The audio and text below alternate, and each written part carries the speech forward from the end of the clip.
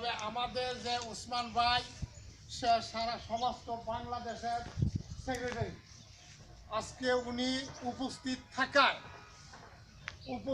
থাকায় এই গ্রাম, এই ওয়ার্ডের বা এই গ্রামে থেকে যে ক্ষুদ্র কিছু সামান্য কিছু শীত বস্ত্র বিতরণ করতে পারছি, সেটা আজকে সে আমাদের প্রধান অতিথি হিসাবে যে এখানে রয়েছেন তাকে আমরা বারবার ধন্যবাদ জানাই যে আমাদের ডাকে যেন উনি আসতে পেরেছে সমস্ত কাজ রেখে।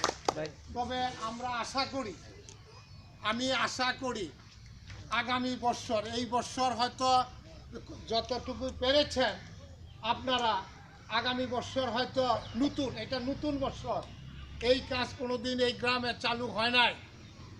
এটা অক্লান্ত পরিশ্রমের পরে এই কমিটি তারপরে আজকে এই কাজটা চালু হয়েছে।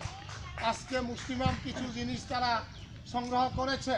আশা রাখি আগামী বছর এসে আশা রাখি যে আরও ডাবল জিনিস আরও দিতে পারবো, এই আশা ব্যক্ত করে আমার কথা এখানে শেষ করছি। আল্লাহ হাফেজ।